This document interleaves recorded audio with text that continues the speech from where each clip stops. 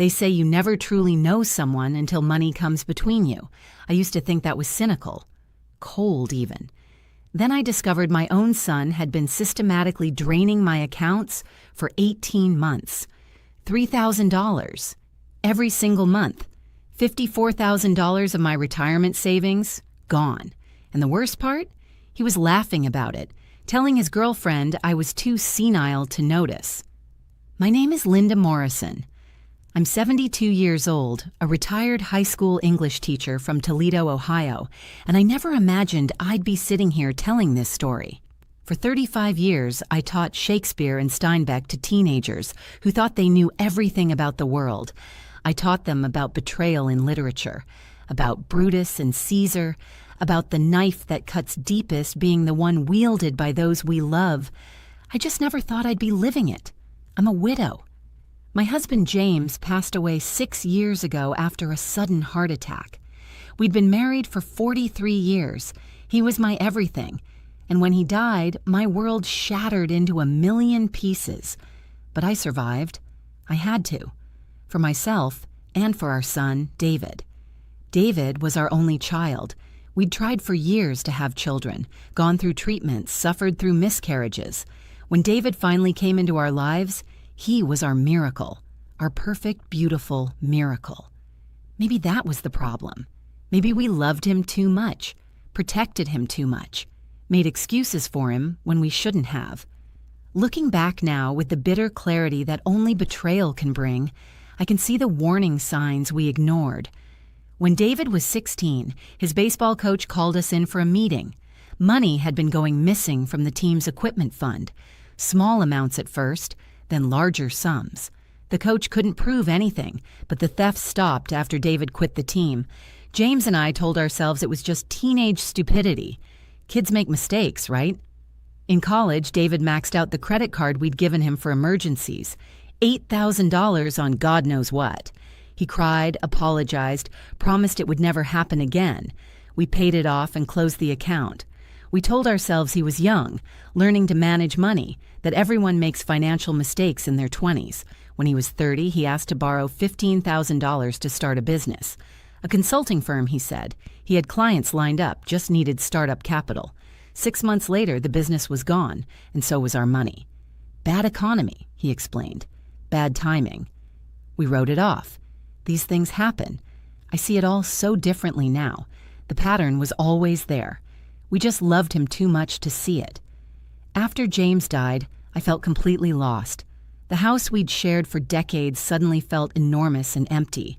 I'd wake up in the middle of the night reaching for him, only to find cold sheets. The silence was suffocating. I'd find myself setting 2 plates for dinner before remembering. The grief counselor I saw told me it was normal, that it would get better with time. She was right. But those first 2 years were unbearable. David was wonderful during that time. I have to give him that.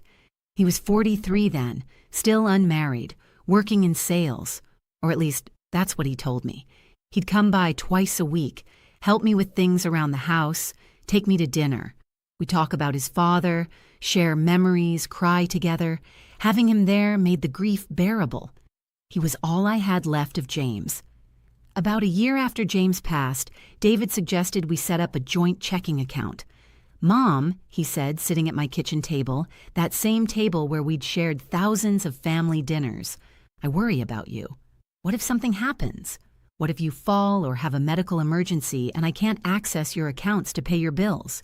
Let me be added to your main checking account, just for emergencies." It made sense.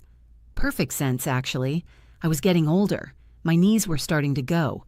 I'd had a scare with my blood pressure.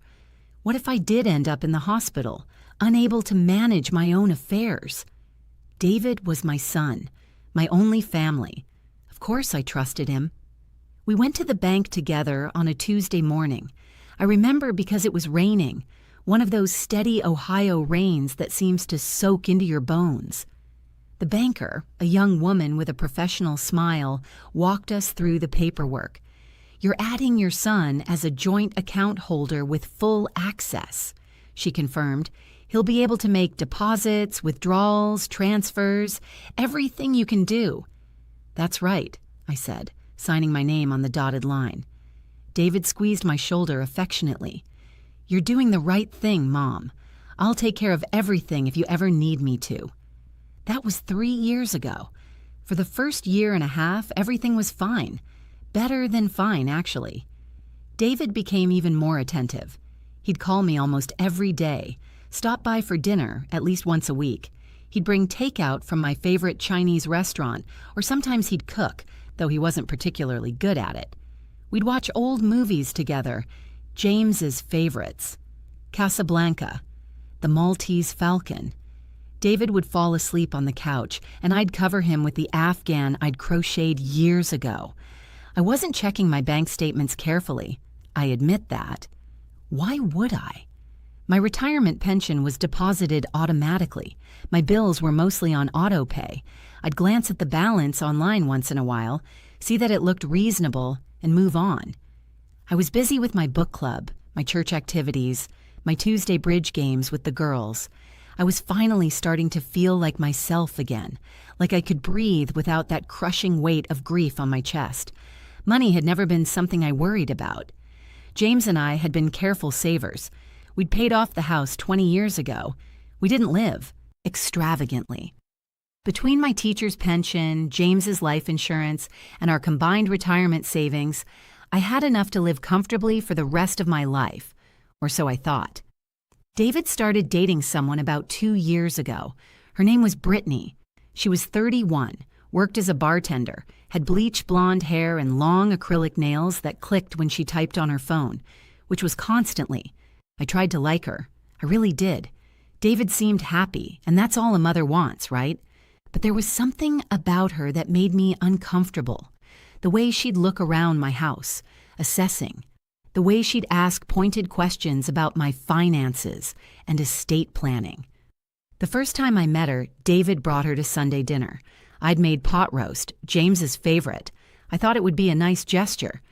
Brittany picked at her food, scrolling through her phone between bites. "So, Linda," she said, finally looking up, "David tells me you own this house outright. That's smart. Real estate is such a good investment." "We paid it off 20 years ago," I said, uncomfortable with the direction of the conversation. "And you live here all alone? In this big house?" She looked around the dining room, and I could almost see her calculating square footage, property value. "You ever think about downsizing? Moving into one of those senior communities?" "I'm quite happy here, thank you." Sure. But I mean the upkeep on a place like this, the property taxes. Seems like a lot for one person." She reached over and squeezed David's hand. "We were just saying the other day how David could help you manage all that. Maybe even move in, help with expenses." David had smiled at her like she'd said something brilliant instead of something calculating and transparent. Another time, maybe 3 months later, Brittany showed up at my house alone. David was supposedly at a work conference. She had a folder with her, brochures. "I was in the neighborhood," she said, though I knew she lived across town, "and I wanted to show you these." She spread glossy pamphlets across my coffee table, senior living communities, assisted living facilities, just to have information, for planning. "Brittany, I'm 71, not 91. I'm perfectly capable of living independently." "Of course you are. I just thought, it's good to be prepared. And some of these places, they give you a good deal if you sign up early." She leaned forward, her voice dropping to a confidential tone. "Between you and me, David worries about you. He feels guilty that he can't be here more. If you were in one of these places, there'd be people around all the time. Wouldn't that be nice?" What would be nice, I thought, but didn't say, would be if my son's girlfriend stopped trying to ship me off to a nursing home so they could get their hands on my house. "Linda," she said one evening, calling me by my first name though I'd never invited her to, "you really should think about updating your will. Make sure David is taken care of. You never know what could happen." I was 71 years old. I didn't need a 31-year-old bartender telling me about estate planning. The first crack in my obliviousness came 6 months ago. I was at the grocery store, my usual Wednesday morning trip to Kroger. I'd filled my cart with the essentials, got to the checkout, and handed over my debit card. The machine beeped, declined. "Must be a mistake," I said, embarrassed as the young cashier looked at me with poorly disguised pity. "Try it again." She did, declined again. "I'll use another card," I said, fumbling through my wallet, my hands shaking. The woman behind me in line sighed audibly. I paid with my credit card and rushed out of the store, my face burning with humiliation. In the parking lot, I sat in my car, gripping the steering wheel, trying to steady my breathing. The heat of shame spread from my chest to my neck. Something was very wrong. As soon as I got home, I called the bank. My hands were still trembling as I dialed. "Mrs. Morrison?" the customer service representative said, her voice professionally neutral. "Your checking account balance is currently $472. I felt my stomach drop. The room seemed to tilt. That can't be right. I had over $8,000 in there last week. There was a pause. The sound of typing. "I'm showing several large withdrawals over the past few weeks. Would you like me to go through them?" "Yes," I whispered. "Transfer to David Morrison. $1,500. Withdrawal at ATM on Elm Street. $500. David Morrison. Transfer to David Morrison. $2,000. Online transfer to David Morrison. $1,200. The list went on, and on, and on. "Ma'am? Mrs. Morrison? Are you still there?" I was there, but I felt like I was drowning, like someone had pushed me underwater and I couldn't find the surface. How long has this been going on?" More typing. "I'm seeing similar patterns going back, approximately 18 months. 18 months. A year and a half. While I'd been grieving my husband, rebuilding my life, treasuring my time with my son, he'd been robbing me blind. I hung up and sat in my kitchen, staring at nothing. The clock above the stove ticked loudly. Outside, I could hear children playing in the neighbor's yard, their laughter cutting through my shock like glass. I thought I might be sick. I made it to the bathroom just in time, retching over the toilet, my body rejecting the reality of what I'd just learned. I didn't confront him immediately. I've always been methodical, a trait that served me well as a teacher. You don't walk into a classroom full of teenagers without a plan. So I didn't confront my 45-year-old son without gathering every shred of evidence first. I drove to the bank the next morning. I asked for printed statements, every single one for the past 3 years. The banker, a different woman this time, older, with kind eyes, seemed to sense something was wrong. She didn't ask questions, just printed everything and put it in a large envelope. At home, I spread the statements across my dining room table. This table where we'd celebrated David's birthdays, where James and I had done our taxes every year, where I'd graded thousands of essays. Now it held the evidence of my son's betrayal. I started highlighting the withdrawals, using the same green highlighter I'd used for decades to mark good passages in student essays. But there was nothing good here, just theft after theft after theft. It had started small, $200 here, $300 there. Cash withdrawals that I could have mistaken for my own if I'd been checking. But then it escalated. By month 6, he was taking over $2,000 monthly. By month 10, it was $3,000, like clockwork, sometimes more. I calculated the total 3 times because I couldn't believe it, couldn't accept it. $54,347 gone. That night, I couldn't sleep. I lay in bed staring at the ceiling, my mind racing. Every good memory with David was now tainted. Every dinner, every conversation, every "I love you, Mom." Had it all been manipulation? Had he ever loved me? Or had I just been a bank account with emotional attachments? I must have looked terrible the next day because my friend Margaret noticed immediately. We were at our Tuesday bridge game, and I'd just bid completely wrong, not paying attention to my hand at all. "Linda?" Margaret set down her cards and looked at me with concern. "Are you feeling all right? You look pale." "I'm fine," I lied, but my voice cracked. "You are most definitely not fine." Margaret has known me for 30 years. We taught at the same high school. She knows when I'm lying. "Girls, give us a minute." The other two women nodded, moving to the kitchen to refill their coffee. Margaret pulled her chair closer to mine. "What's happened?" I don't know why I broke down then. Maybe because she asked with such genuine care. Maybe because I couldn't carry the weight alone anymore. But I told her. Everything. The withdrawals, the amounts, the timeline. As I spoke, Margaret's face went from concerned to horrified to angry. "That son of a—" She stopped herself. "Linda, you need to call a lawyer. Today. Not tomorrow. Today." I don't even know where to start. Phil Blackstone, he handled my sister's estate. He's tough but fair. She grabbed her phone. "I'm calling him right now." Before I could protest, she was on the phone, explaining the situation in the clipped, no-nonsense tone she used to use with administrators who weren't doing their jobs. Within an hour, I had an appointment for the next morning, but I wasn't done gathering evidence. That evening, I did something I'm not proud of. I created a fake Facebook profile. Sarah Johnson, complete with a generic profile picture I found online. I sent friend requests to both David and Brittany. Brittany accepted within an hour.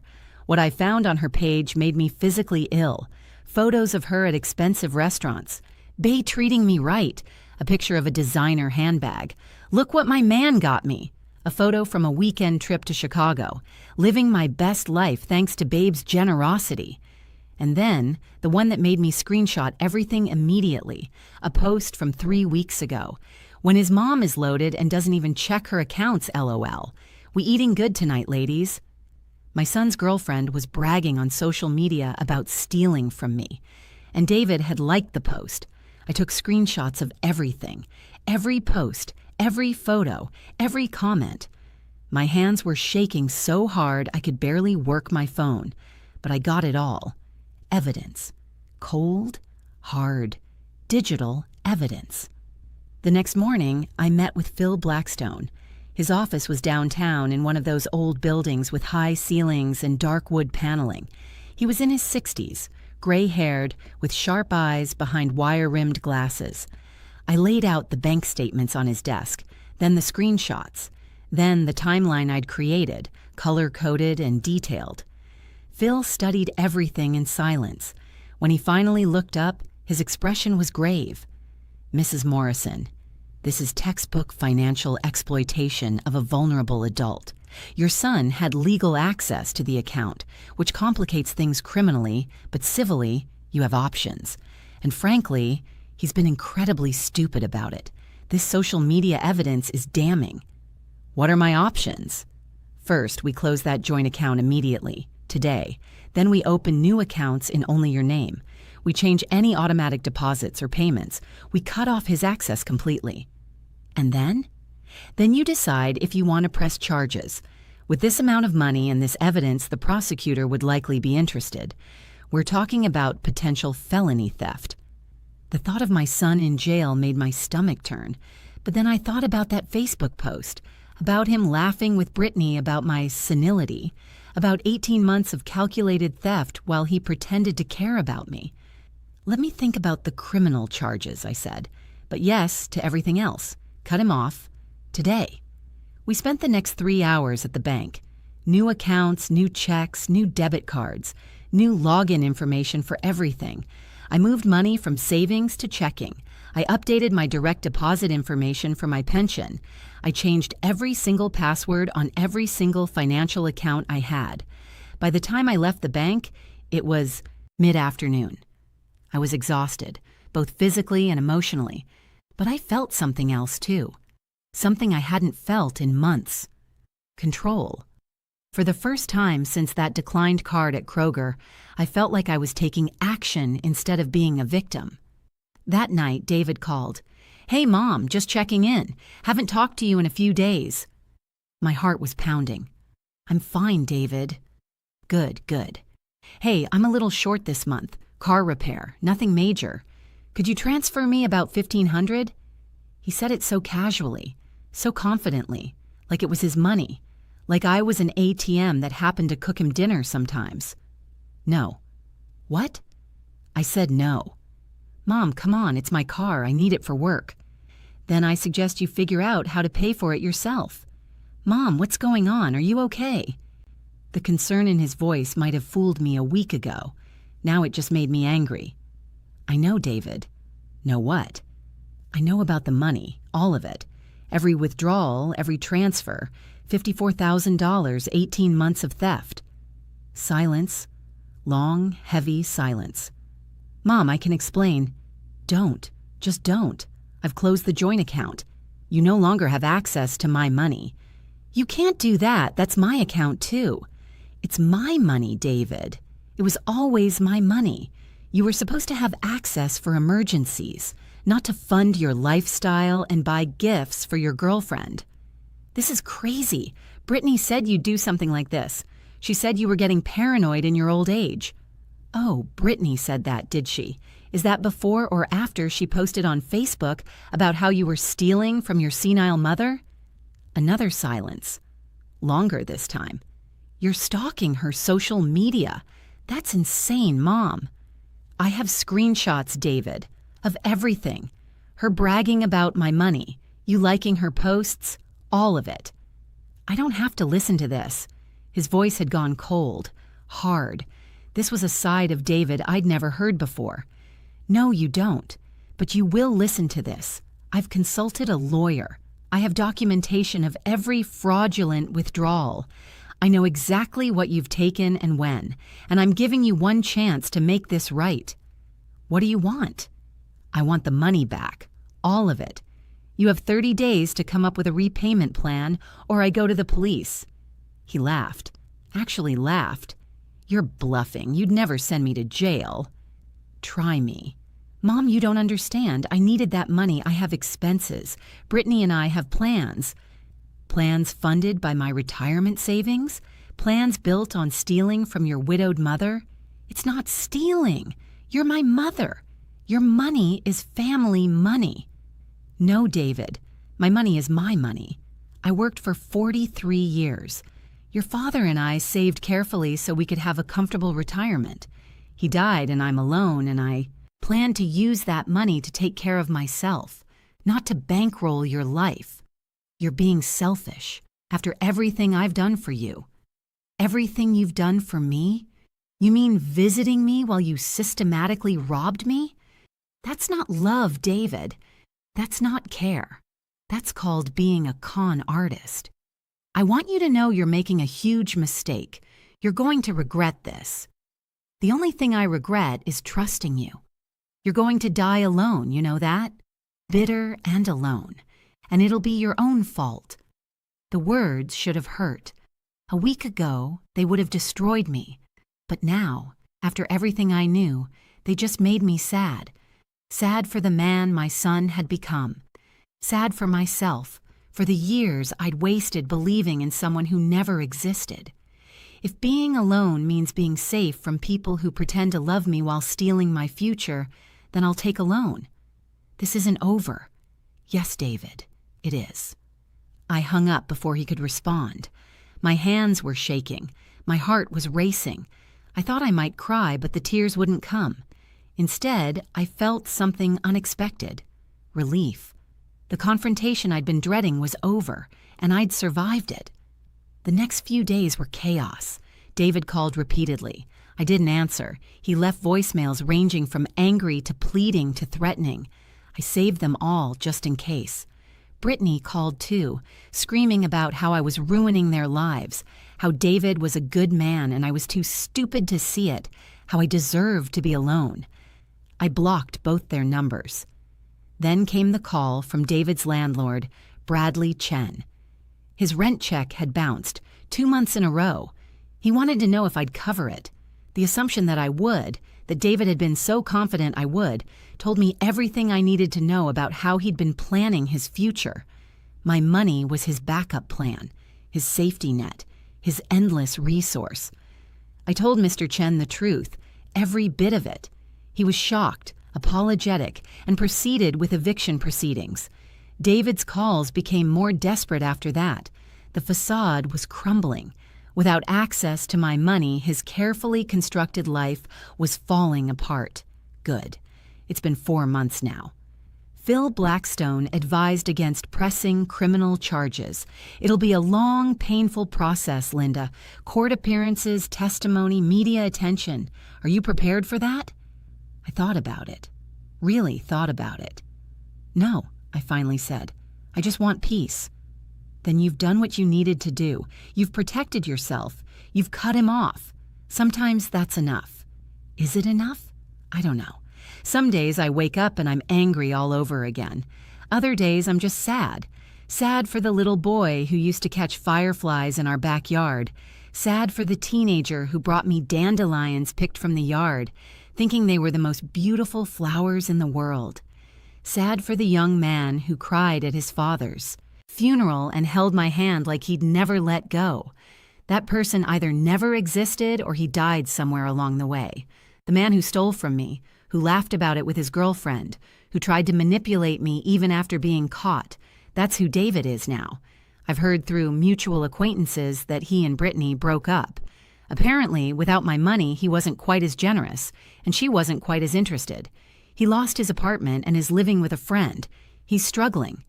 Part of me, a small part, feels sorry for him, but it's a very small part. I started seeing a therapist about 2 months ago, Dr. Patricia Chen, a woman in her 50s who specializes in family trauma and elder abuse. I resisted at first. I'm from a generation that doesn't really do therapy. We cope. We move on. We don't sit in offices talking about our feelings for $150 an hour. But Margaret insisted, "You've been through trauma, Linda. You need to process it with someone who knows what they're doing." She was right. In therapy, I've learned things about myself I didn't know. I've learned that I struggle with saying no, even when no is the only appropriate answer. That I equate being needed with being loved. That I've spent so much of my life taking care of other people, I forgot how to take care of myself. "What do you think you lost?" Dr. Chen asked me in our third session. $54,000, I said. "What else?" I thought about it, really thought about it. My relationship with my son. What else? My trust in other people, in myself. And what have you gained? The question surprised me. I'd been so focused on what had been taken, I hadn't thought about what I'd found. My power, I said slowly, my agency, my ability to set boundaries and enforce them, my understanding that I'm valuable, with or without David in my life. Dr. Chen smiled. "That's good, Linda. That's really good. The rest of me? The rest of me is learning to live again. Really live. I've joined a new book club, one that meets at the local library on Thursday evenings. We just finished reading Educated by Tara Westover, a memoir about breaking free from a toxic family. The irony wasn't lost on me. I've started volunteering at a women's shelter, helping women who've been taken advantage of by people they trusted. I share my story. I help them understand that financial abuse is abuse, even when it comes from family, especially when it comes from family. Last Tuesday, I met with a woman named Sarah. She was 34 with 2 small children, and her husband had been controlling all their finances for years. She had no access to bank accounts, no credit cards in her name, no idea how much money they even had. "But he's not violent," she kept saying, as if that made it acceptable. "He just says I'm bad with money, that I don't understand these things." I sat across from her in that small counseling room, holding a cup of terrible coffee from the machine in the hallway, and I saw myself, saw the excuses, the justifications, the desperate need to believe the best in someone who was actively harming her. Financial abuse is a form of control, I told her. It traps you. It makes you dependent. It strips away your autonomy piece by piece until you can't even imagine leaving because you have no resources, no options, no way forward. "But family is different," she said. "When it's your husband or your parent or your child, it's different. They love you." "No," I said firmly. "Love doesn't steal. Love doesn't manipulate. Love doesn't leave you vulnerable and alone. What you're describing isn't love. It's control wrapped in the language of love." She started crying then. I held her hand. I told her about David, about the stolen $54,000, about the Facebook posts and the fake concern and the 18 months of systematic theft. I told her about how I'd blamed myself, wondered if I'd been too trusting, too naive, too stupid. "But you weren't stupid," she said, looking at me with red-rimmed eyes. "You loved your son." "Yes." And that's what they count on. These people who hurt us, they count on our love being stronger than our self-preservation. They count on us making excuses for them. They count on us being too embarrassed, too proud, too hopeful to protect ourselves. Working with these women has become part of my healing. Every woman I help see the truth, every person I help towards safety, it feels like taking back a piece of what David stole from me. Not just the money, the trust, the belief in basic human decency. I'm planning a trip to Ireland next spring, something James and I always talked about but never did. I've already booked the flight. I'm going to see the Cliffs of Moher, visit the Book of Kells, drink Guinness in a real Irish pub. I'm going alone, and I'm not scared. I'm excited, and I check my bank statements every single day, not out of fear, but out of vigilance. I'll never be that trusting again. Maybe that's sad. Or maybe it's just wisdom. My body has started healing, too. I didn't realize how much stress I'd been carrying until it was gone. The tension headaches that had become almost constant have faded. I'm sleeping through the night again. My blood pressure, which had been creeping up, is back to normal. Stress, my doctor told me, can manifest in ways we don't recognize. The body keeps score. Last week, Margaret and I went to lunch at that little cafe downtown we both love. Over quiche and coffee, she asked me how I was really doing. "Better," I said, and I meant it. Some days are hard. I'll see something that reminds me of him, of how things used to be, and it hurts. But then I remember it was all a lie. "It wasn't all a lie," Margaret said gently. "You loved him. That was real. What he became, that's on him, not you. I keep wondering if I did something wrong, if I spoiled him too much, protected him too much. Linda Morrison, you listened to me. You were a good mother, a great mother. What David chose to do as an adult, that's his choice, his failure, not yours." To anyone listening who might be in a similar situation, who might have family members with access to their accounts, who might be thinking, "But they would never," please hear me. Check your statements, protect yourself. Trust but verify. Love doesn't mean allowing yourself to be victimized. And if you discover what I discovered, know that you're not alone. Know that taking action doesn't make you cruel or unloving. It makes you strong. It makes you a survivor. I taught literature for 35 years. I taught students about tragedy, about betrayal, about the complex nature of human relationships. I taught them about King Lear, a man betrayed by his children. I just never thought I'd understand him quite so personally. But here's what Lear didn't know, what I'm learning now. You can survive the betrayal. You can rebuild. You can still have a good life, maybe even a better life without the person who hurt you. I'm 72 years old. I'm alone. But I'm not helpless. I'm not a victim. And my money, my security, my future, they're mine again. That's enough.